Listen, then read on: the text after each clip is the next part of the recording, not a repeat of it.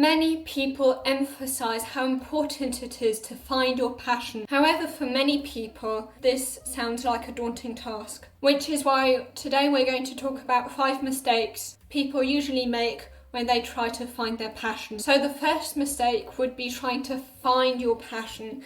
It's not necessarily that we find our passion, that we just miraculously, through introspection, realise by accident that, oh, this is what I'm going to do for the rest of my life. It simply doesn't usually work that way. In most cases, we don't find our passion, we develop our passion. Clarity doesn't come from thought, it comes from engagement. You can only find out what your passion is if you try it out a bit. You can't know about whether you're passionate about something you haven't ever come across or you haven't ever tried. And of course you need to also give it a little bit of time, of course not too much, but a little bit, because at first everything is going to, or at least most of the things, are going to be very difficult for you and also a little uncomfortable.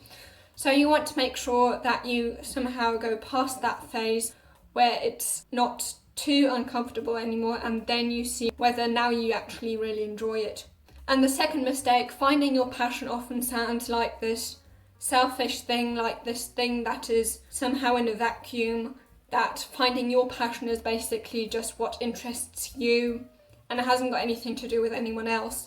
Actually, most of the time when people are really passionate about something, it's because they're doing something in the service of other people. And when it comes to the, I think, Japanese philosophy, Ikigai, this is a huge aspect of Ikigai, that you want to make sure that you find something that interests you and that you like doing, but also serves other people. And then the third mistake, thinking that once you've found your passion, there's going to be this eternal bliss and it's just going to be rainbows and unicorns.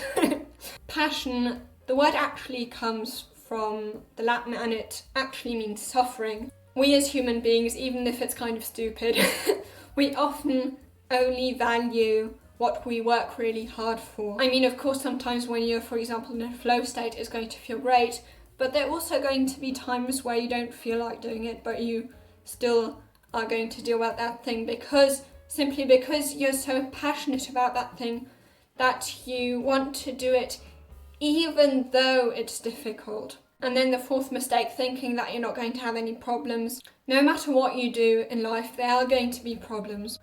However, finding your passion is simply choosing a set of problems that you prefer, that don't annoy you as much as it may annoy other people. As Mark Manson explains in his book, you should look for problems that you actually enjoy solving. Yes, they're actually problems we enjoy solving. For example, those people who really kind of enjoy becoming fit even though it's really hard, those are the people that, for example, become endurance athletes, whereas people who like writing even though it's really hard become authors. So finding something that others may find frustrating but you actually kind of enjoy. And the fifth mistake is that when we say that we should find our passion, it basically implies that there's only one passion you're going to have throughout your whole life. And for many people, that basically isn't the case. For many people, we are passionate about multiple things. And this is great. You just want to make sure that you don't try to do all these things at once.